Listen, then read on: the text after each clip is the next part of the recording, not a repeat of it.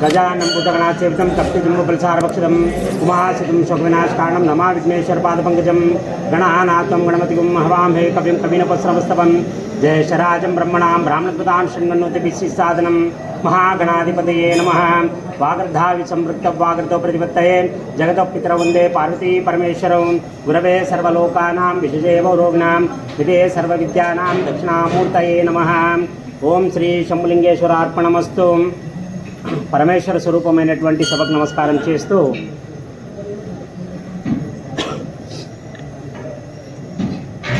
మనకి దేవతలలో ముఖ్యమైన వాళ్ళు ముగ్గురు, వీళ్ళు త్రిమూర్తులు అని చెప్పుకుంటామా. ఈ ముగ్గురు మూర్తులు సమానంగా వారి వారి కార్యాలను నిర్వహిస్తున్నందుకు ఈ సృష్టి యావత్తు ప్రశాంతంగా ఉందని మన పురాణాలు భావిస్తాయి. ఇందులో ముగ్గురు ఎవరు అంటే బ్రహ్మ విష్ణు మహేశ్వరులు. ఒకరు సృష్టికర్త, రెండు స్థితికర్త, మూడు లయకర్త. బ్రహ్మ పుట్టిస్తాడు, విష్ణువు దాన్ని స్థితపరుస్తాడు, దాన్ని ఎలాగ మెయింటైన్ చేయాలనేది విష్ణువు చూస్తాడు, దాన్ని ఎలా తీసేయాలని శివుడు చూస్తాడు. ఈ మూడు కార్యాలు బ్యాలెన్స్గా జరిగితేనే ఏదైనా ప్రశాంతంగా ముందుకు నడుస్తుంది. ఇలాగా ఈ ముగ్గురు తమ తమ వంతు వాళ్ళ వాళ్ళ సేవలను సృష్టికి అందిస్తున్నారు. దీంట్లో ఒక భక్తుడికి ఒకసారి ఒక దివ్యమైన తపస్సు చేసి ఆయన శివుణ్ణి ప్రసన్నం చేసుకుంటాడు. ఆయన చూడండి, ఆయన కోరిక తనకు ఏదో కోరిక తీరాలని కాకుండా ఒక ధర్మ సందేహాన్ని నివృత్తి చేసుకోవడానికి శివుని గురించి తపస్సు చేస్తాడు. తపస్సు చేసిన తర్వాత శివుడు భక్త సులభుడు కాబట్టి ప్రత్యక్షమై ఆ భక్తుడిని కోరుతాడు, నాయనా ఏం కావాలనికి, ఏం కాంక్షించి తపస్సు చేశావు నువ్వు అని.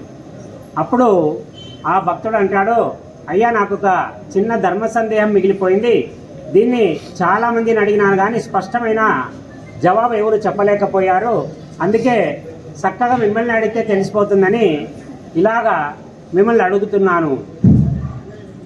అప్పుడు శివుడు అడుగుతాడు, నాయనా నీ ప్రశ్న ఏమి అని. అప్పుడు అంటాడు, మీరు ముగ్గురు త్రిమూర్తులు సమాన స్థాయి దేవుళ్ళు అంటారు కదా, మీరు ముగ్గురు సమానంగా కాంట్రిబ్యూట్ చేస్తున్నారు కదా, ఇందులో ఒకరిని గొప్పవాళ్ళని తీయాలంటే ఎవరు గొప్ప అని చెప్తారు మీరు అని అడుగుతాడు. ఇది మంచి ధర్మ సంకటమైన ఒక ప్రశ్న. ఇక్కడ ముగ్గురిలో ముగ్గురు సమానమని మనం అనుకుంటాము, ముగ్గురిలో ఒకరినే తీయమంటే ఎవరినని చెప్తాము అప్పుడు. కానీ శివుడు చమత్కారంగా ఒక జవాబు చెప్తాడు. ఎలా చెప్తాడు అంటే, నేను బ్రహ్మ కుమారుడను, బ్రహ్ముని యొక్క కుమారుని నేను, నీకు తండ్రి శ్రీ మహావిష్ణువు. ఎందుకంటే విష్ణువు నాభి నుంచి బ్రహ్ముడు పుడతాడు. బ్రహ్మ అంటే ఒక రకంగా బ్రహ్మకి తండ్రి విష్ణువు అవుతాడు. నాకు బ్రహ్మదేవుడు అయితే, అంటే బ్రహ్మ తండ్రి అయితే బ్రహ్మకు విష్ణువు తండ్రి. అప్పుడు ఆ భక్తుడు ఒక ప్రశ్న అడుగుతాడు, మరి విష్ణువుకి తండ్రి ఎవరు అని. అప్పుడు శివుడు నవ్వుకుంటుంటాడు, విష్ణువుకి తండ్రి నేను అని చెప్తాడు.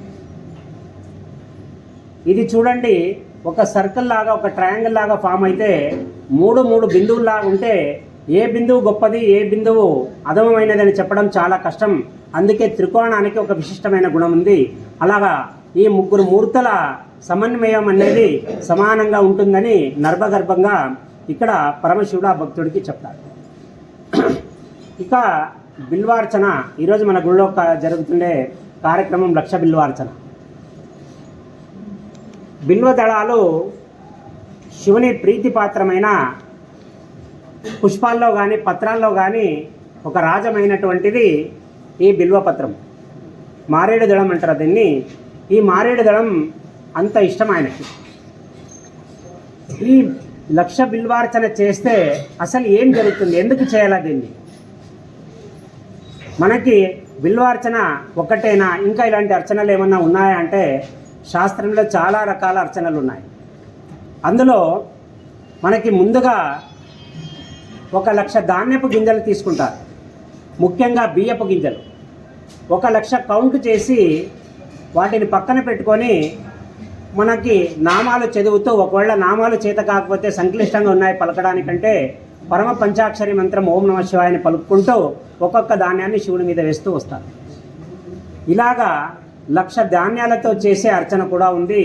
ఈ ధాన్యాన్ని చివర ఆఖరికి అంతా పూజ అయిపోయిన తర్వాత దాన్ని తీసి అన్నం వండి అందరికీ ప్రసాదంగా వడ్డిస్తారు.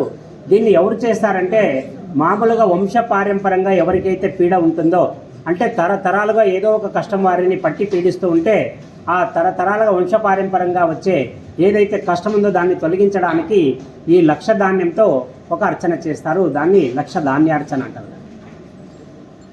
ఇలాగా ధాన్యం అయిన తర్వాత పూలతో చేసేది ఉంది, 1,00,000 పుష్పాలతో చేసేది ఉంది. ఇది శాంతి కోసం చేస్తారు. అంటే 1,00,000 పూలు ఎక్కడ తెంపుతారండి, ఎప్పుడు వేయాలి? 1,00,000 పూలు పొద్దున ఎప్పుడో స్టార్ట్ చేస్తే సాయంత్రానికి అయిపోతుంది కదా, ఈ 1,00,000 నామాలు జపించే లోపల. అంటే అది కాకుండా శాస్త్రం ఒక షార్ట్ కట్ వే చెప్పింది. మా గుళ్ళో అవలంబించేది అదే పద్ధతి. మేము ఒక 100 మందిని కూర్చోబెడతాం. ఒక్కొక్కరి ముందు ఒక్కొక్కరికి 108 నామాలకు అయ్యేంత, అంటే 100 నామాలకు అయ్యేంత బిల్వపత్రాల్ని వాళ్ళకి సమకూర్చి ఒక్కొక్క నామానికి ఒక్కొక్క దళాన్ని పక్కకు వేసుకుంటూ వస్తాం.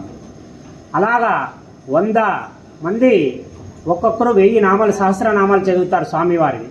సహస్రనామాలు 100 మంది చేస్తే మొత్తం కలిపి ఆ పత్రం అంతా 1,00,000 అవుతుంది. ఆ 1,00,000 బిల్వాలను తీసుకుని పోయి చివర అక్కడికి స్వామివారి మీదకి వేస్తాం. ఇది 1,00,000 బిల్వార్చన పద్ధతి.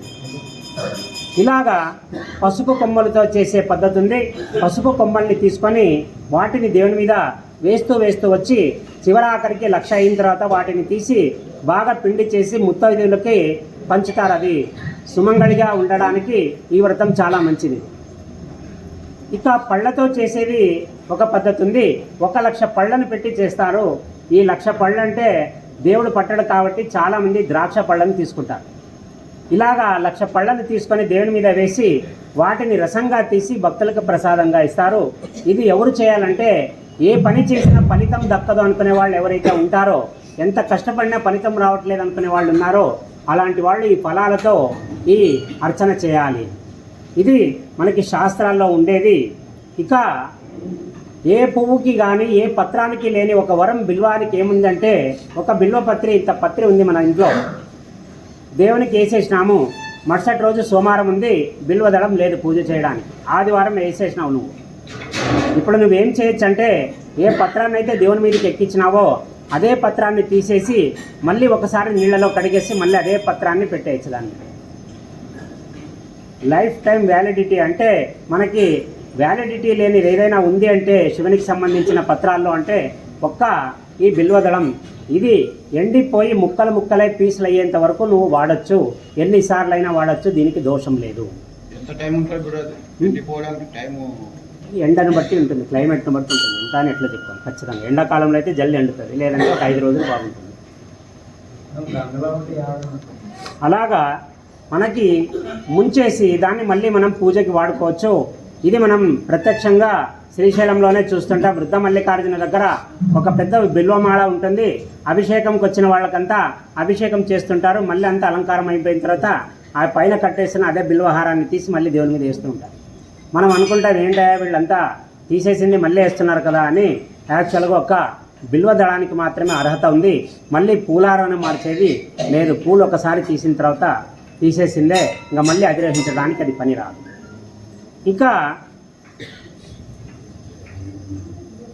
ఉజ్జయిని క్షేత్రం మనకందరికీ తెలిసిందే. మహాకాళేశ్వరుడు నిలయం ఉండే ఒక ప్రచండమైన స్థానం. ఇక్కడ మనకి శ్రీశైలంలో భ్రమరాంబాదేవి స్వామివారు మల్లికార్జున స్వామి, అంటే అక్కడ అమ్మ శక్తి పీఠాలలో ఒకటిగా, ఇక్కడ జ్యోతిర్లింగాలలో ఒకటిగా శివుడు, ఇద్దరు ఆది దంపతులు వెలిసిన క్షేత్రం మనకి శ్రీశైలం.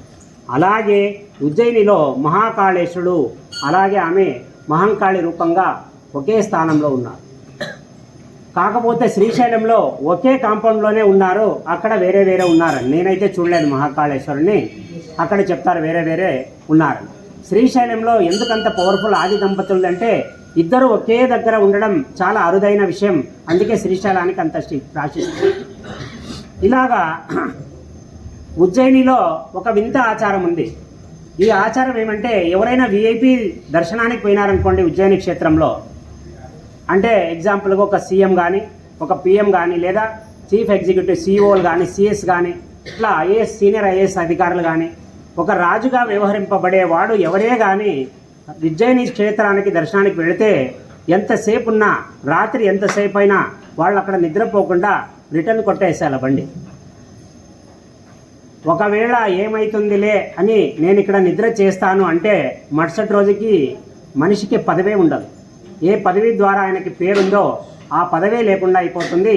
ఇది నేనేదో ముక్కుమ్మడిగా చెప్పట్లేదు, చారిత్రక సాక్ష్యాలు ఉన్నాయి.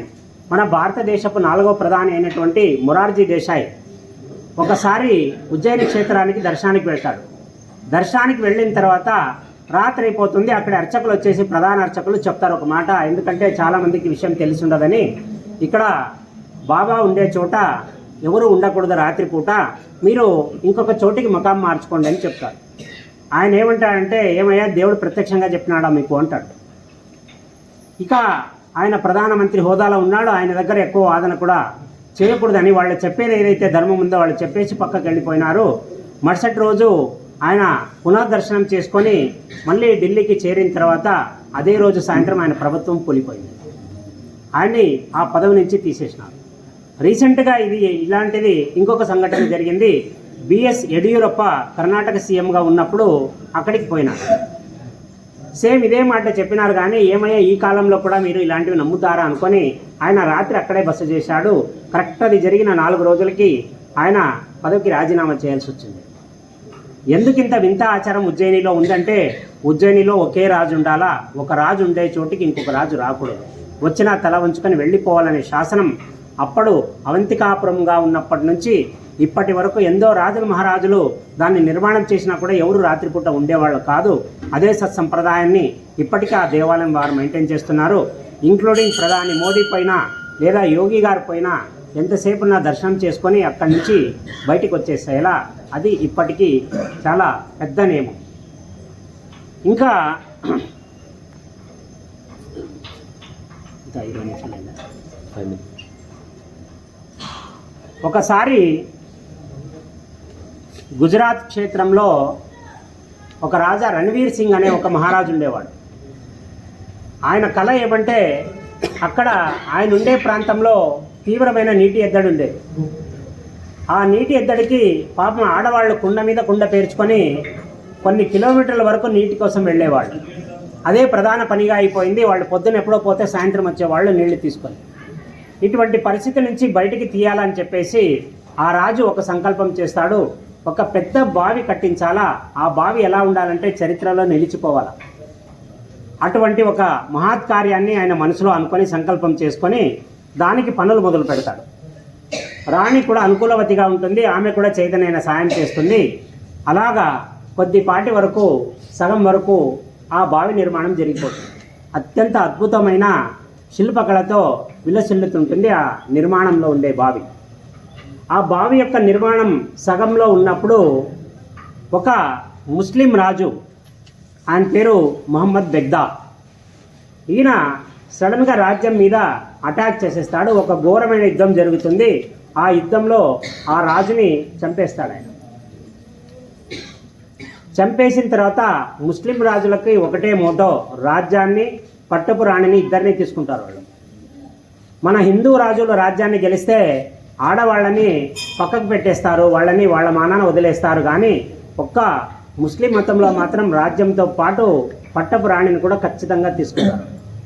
అదే ఆచారం ప్రకారం ఆయన ఏం చేస్తాడు, భర్త చనిపోయినాడు కదా, నిన్ను రాణిగానే కంటిన్యూ చేస్తాను, నువ్వు నన్ను పెళ్లి చేసుకో అని అడుగుతాడు. ఆమె ఒప్పుకుంటుంది.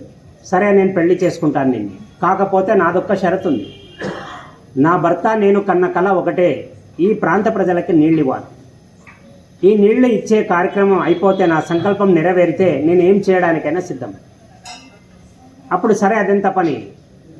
సగానికి నిలబడిన ఆ బావిని ఆయన చాలామంది మార్బలాన్ని పెట్టి తన సైన్యాన్ని అంతా పూర్తిగా యుద్ధ ప్రతిపాదికన ఆ బావి నిర్మాణాన్ని సంపూర్ణం చేసేస్తాడు. సేమ్ ఈ కింద ఎలా ఉంటుందో దానికి అట్లే పునరుద్ధరణ చేసి ఒక మంచి భవ్యమైన 5 అంతస్తుల బావిగా మారుస్తారు. అంతస్తులు అంటే పైన ఉంటాయి. ఆ బావికి ఉండే ఒక విశిష్టత ఏమంటే లోపల 5 అంతస్తులు ఉన్నాయి. ఇలా భూమి లోపలికి పోవాలి. దీన్ని రివర్టెడ్ టెంపుల్ అంటారు దీన్ని. అంటే ఒక దేవాలయం యొక్క గాలి గోపురం ఎలా పైనకి ఎత్తి ఉంటుందో అలాగా దాన్ని రివర్స్ భూమి లోపలికి తీసుకెళ్లారు. అది దాని నిర్మాణ వైశిష్టత. ఇలాగా 5 లోతుల్లోకి బావి వెళ్ళిపోతే నీళ్లు సమృద్ధిగా ఎప్పుడూ ఊరుతూనే ఉంటుంది. అటువంటి భవ్యమైన బావి నిర్మాణం జరిగిపోతుంది. ఆయన ఎందుకంత ఫాస్ట్ చేసిండ్రా అంటే త్వరగా ఈమెను పెళ్లి చేసుకోవాలా అని. అంతా అయిపోతుంది, ఇక జాతికి అంకితం చేయాలా. ఆమె అంటుంది, నా జనాలు ఆ నీళ్ళని తీసుకుని పోయి కళ్ళారా చూసిన తర్వాత నేను పెళ్లి చేసుకుంటాను. ఇక క్లైమాక్స్ వచ్చేసింది. ఆ నీళ్ల దగ్గరికి తీసుకొని పోతే జనాలంతా బిందెలతో పట్టుకోవడానికి సిద్ధంగా ఉన్నారు. ఆడవాళ్ళంతా ఈమె పోయి మా ఆచారం ప్రకారం ఒక పూజ చేసి నేను జాతికి అంకితం చేస్తా, ఆ తర్వాత పెళ్లి చేసుకుందామని వచ్చేసి ఆమె మంది మార్బలంతో మంచి హంగామాతో వచ్చి ఆ బావి దగ్గర నిలబడి అక్కడ పూజలన్నీ చేసి మనసులో తన భర్తని స్మరించుకొని అదే బావిలోకి దూకేస్తున్నాడు. దూకి ఈత వచ్చినా కూడా ఈత కొట్టకుండా ఆమె తన ఊపిరిని బిగపట్టి ఆ నీళ్లలోనే ప్రాణం వదిలేస్తుంది.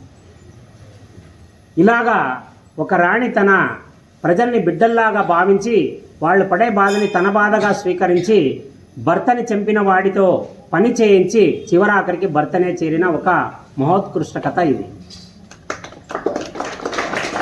ఇక్కడ ఇది ఎక్కడో కాదు, గుజరాత్కి చాలా దగ్గరలోనే ఉంటుంది.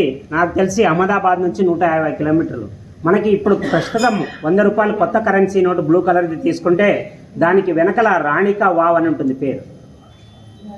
అదే బావి మనకి అంతటి విశిష్టమైన బావిని భారతదేశ ప్రభుత్వం గుర్తించి దాన్ని 100 రూపాయల కరెన్సీ నోటు మీద బ్యాక్ సైడు రాణికి వావ్ అని ఉంటుంది. దాన్ని గౌరవార్థం ప్రచురించినారు. దాన్ని ఇలాగా ఒక వ్యవస్థ నిలబడాలంటే దాని వెనుక ఎన్నో త్యాగాలు జరిగితే తప్ప ఈ వ్యవస్థ ఇంత సాఫీగా జరగట్లేదు. ఈరోజు నువ్వు అనుభవిస్తున్న ఈ స్వతంత్రం ఇంకొకటి పెట్టిన భిక్ష అనేది మనం ఎప్పుడూ మర్చిపోవాలి. ఎందుకంటే మనలో చాలామందికి ఇది నేను చేసినాను, నాది అనే ఒక అహం ఉంటుంది. ఇవన్నీ మనం ఏం చేయలేదు, ఇంతకుముందు వాళ్ళు వేసిన దారిలో నువ్వు నడుస్తూ ఉన్నావు, అది మాత్రమే నువ్వు చేయగలది. ఈ మధ్య కాలంలో దౌర్భాగ్యం అంటే ఆ మార్గంలో కూడా మనం సరిగా నడవట్లేదు. ఒక ఋషులు కానీ, ఒక మేధావి కానీ, ఒక సంపన్న వర్గం కానీ ఎందరో చేసిన త్యాగాలు మనం ఈరోజు నీళ్లలో వదిలేస్తున్నాం. ఈ త్యాగాల్ని వినడం వల్ల ఏమొస్తుందంటే నువ్వు మంచివాడు కాకపోయినా పర్వాలేదు కానీ చెడ్డవాడు మాత్రం కావు. అందుకే ఇవి సంకలనం చేసుకొని ఎక్కడెక్కడివో తీసుకొని నేను మీకు ఎందుకు చెప్తానంటే ఇక్కడ 100 మంది మంచివాళ్ళు అవుతున్నారని కాదు, ఒక్కడు కూడా చెడ్డవాడు కాకూడదనే ఉద్దేశంతో నేను చెప్తున్నాను. ఇలాగా చేసుకుంటూ పోతే ప్రపంచంలో ఒక మనిషిగా పుట్టిన తర్వాత వాడిని ప్రశ్నించుకోవాల్సిన విషయాలు ఒక 6 ఉంటాయి. ఇవి వచ్చినాయని అంటే ఎవరి ప్రమేయం లేకుండా ఈ ప్రశ్నలు నీ మనసులో వచ్చినాయంటే నువ్వు ఖచ్చితంగా ఒక మంచి పొజిషన్లోకి వెళ్తావని అర్థం. ఆధ్యాత్మిక పరంగా కానీ, జీవితంలో కానీ, లేదా ఎటో కానీ 360 డిగ్రీస్లో నువ్వు కరెక్ట్ వెళ్ళిపోతున్నావని అర్థం. ఇప్పుడు నీకు రావాల్సిన ప్రశ్నలు ఏమి? నేను ఇంతకుముందు కూడా చెప్తున్నాను, మాలలో ఉన్నప్పుడు ఏకాంతం ఎక్కువ పాటించండి. 1 గంట ఏకాంతం ఒక మేధావితో పరిచయం చేస్తుంది, మీలోని ఒక మేధావిని మీకే పరిచయం చేస్తుంది. కానీ నువ్వు ఇవ్వాల్సింది 1 గంట ఏకాంతాన్ని ఇచ్చుకోవాలి. నువ్వు మనకి 10 నిమిషాలు టైం దొరికితే యూట్యూబ్ సెర్చ్ చేస్తాం మనం. నీలోనే పెద్ద యూట్యూబ్ ఉంది, నీలోనే గూగుల్ ఉంది, నీలోనే ప్రపంచం మొత్తం ఉంది. కానీ నీకు నిన్ను నువ్వు చూసుకునే టైం నీకు లేదు. ఇందులో 6 ప్రశ్నలు ఉన్నాయి. 6 ప్రశ్నల్లో ఒక్కొక్క ప్రశ్న నీ జీవితాన్ని మలుస్తుంది. మొట్టమొదటి ప్రశ్న నిన్ను నువ్వు అడగాల్సింది ఫస్ట్ నేను ఎవరిని అనే ప్రశ్న నీకు రావాలా. నేను ఈరోజు ఇక్కడ కూర్చున్నాను, నేను ఎవరిని, అసలు నేను ఎందుకు ఇక్కడ కూర్చున్నాను, నేను ఎవరిని ఒకటి. రెండోది నాకేం కావాలి. చాలామంది జీవితంలో అస్పష్టత ఎక్కడ ఉంటుందంటే వాడు చేసే కార్యం మీద వాడికే నమ్మకం ఉండదు. ఏదో గొర్రె మందల్లో ఒక మందలాగా ఉరికే పోతా ఉంటుంది. అది ఎక్కడికి పోతే అక్కడికి పోయేది. ముందు ఒక గొర్రె నడిపిస్తుంటుంది, ఆ గొర్రెలో ఈ మంద ఒకటి పోతుంటుంది. అవి బాగా చూడండి, ఒక లీడర్ గొర్రె ఒక రైలు పట్టాల మీద పడితే రైలు రన్నింగ్లో ఉంటే కూడా అవి ఎట్లా దూకేస్తాయి. అక్కడ నువ్వేం చేస్తున్నావు అనే దాని మీద నీకు ఒక స్పష్టత ఉండాలా, నువ్వు చేయాల్సిన పని ఏమి అనే దాని మీద నీకు ఒక గ్రిప్ ఉండాలా. ఇక 3వ ప్రశ్న, ఈ సృష్టిలో నేను ఇక్కడ పుట్టాను కదా, నా యొక్క పర్పస్ ఏముంది ఈ ప్రపంచానికి, నా నుంచి ఏదైనా జరిగేది ఉందా లేదా, జరిగితే ఏం జరగాల అనే ప్రశ్న నీకు రావాలా. ఇది 3వ ప్రశ్న. 4వ ప్రశ్న, నా చేతనైనంత ఏం చేయగలను ఈ సమాజానికి, నీ చేత ఎంత అవుతుంది, ఏం చేయగలవు నువ్వు, అది ఆలోచించే. నేను ఒక డ్రాఫ్ట్ని ప్రిపేర్ చేస్తాను. నేను ఎవరైనా ఒక సమస్యతో వస్తే దానికి అర్జీ రాయగల సత్తా నాకుంది. అర్జీని నేను అన్ని రకాలుగా ఆలోచన చేసి జిల్లా కలెక్టర్ దగ్గర నుంచి ప్రధానమంత్రి వరకు నేను అందరికీ అర్జీలు రాసిన. ఎందుకంటే రాసే దాని మీద నాకు ఒక గ్రిప్ ఉన్నప్పుడు నేను ఆ పని మీదనే నా గ్రిప్ని మెయింటైన్ చేస్తా. అలా నేను నా కాంట్రిబ్యూషన్ ఏమన్నా ఇవ్వగలను అంటే డ్రాఫ్టింగ్లో నేను నా కాంట్రిబ్యూషన్ ఇవ్వగలను. అది ఎవరికి వాళ్ళు వాళ్ళ పనిని బట్టి నిర్ధారణ చేసుకోవాలా. ఇక నీ దగ్గర ప్రపంచంలో ఎవరి దగ్గర లేనివి నీ దగ్గర ఏముంది? ఇప్పుడు చాలామంది చెప్తారు ఏం చేసినా, నేను చాలా చేసినాను. అదే చాలా ఏం చేసినావు అంటే చెప్పేకి సమాధానం ఉండదు. ఎందుకంటే వాడి మీద వానికి స్పష్టత లేదు, వాడు చేసిన పని మీద వాడికి స్పష్టత లేదు, వాడు ఏదో చేసుకుంటూ పోతున్నాడు గుడ్డెద్దులాగా. ఇక ఫైనల్గా నీకు ఎటువంటి మిత్రులు ఉన్నారు? ఇది బాగా అబ్జర్వ్ చేయండి. చాలా మంచి వ్యక్తి ఒక నలుగురు చెడ్డవాళ్లలో కలిసినాడంటే 6 నెలల వాడు ఖచ్చితంగా చెడ్డవాడైపోతాడు. ఎందుకంటే నువ్వు ఎటువంటి వారితో కూర్చొని లేస్తావో వాళ్ళ ప్రభావమే నీ జీవితం మీద ఖచ్చితంగా ఉంటుంది. నీవు ఇంటికి పోయిన తర్వాత నువ్వేం చేస్తావో అదే ప్రభావం నీ పిల్లల మీద ఉంటుంది. లార్డ్ బెర్నార్డ్ షా అనే ఒక మహానుభావుడు ఒక మాట చెప్తాడు, don't bother about your children that they are fools. నీ పిల్లలు మూర్ఖులని నువ్వు భావించవద్దు. ఎందుకంటే ఒకటి భావించు, that they are watching you. వాళ్ళు కేవలం నిన్ను చూస్తున్నారు. నువ్వు ఒక్కటే బాగున్నావంటే వాళ్ళు ఆటోమేటిక్గా బాగైపోతారు. Don't bother about the world that is full of fools. If you are right at your place లేదా right at your thing, then one fool will be lessoned in this world అంటాడు ఆయన. అంటే ఈ ప్రపంచం మూర్ఖులతో నిండిపోయిందని గుండెలు బాదుకోద్దురా నాయనా, నువ్వు ఒక్కడే చక్కగా ఉండు, కనీసం ప్రపంచానికి ఒక పిచ్చోడు ఒక మూర్ఖుడు తగ్గుతాడు అని చెప్తాడు. ఎందుకంటే ఇక్కడ మనం మనకంటే పక్కోడి మీద ఎక్కువ ఫోకస్ చేస్తాం. మనం నువ్వు కరెక్ట్గా ఉన్నావా తెలీదు, నువ్వు ఈ పని చేస్తున్నావా తెలీదు, పక్కోడు వాడు చేస్తున్నాడు ఈ పని. ఎందుకంటే మనకంటే పక్కోడి మీద, పక్కోడి ఎమోషన్ మీద, పక్కోడి పని మీద ఎక్కువ ఆలోచన ఉంటుంది. అలా అయి జీవితంలో వీడు బాగుపడడు, బాగుపడేవాడిని బాగుపడలేడు.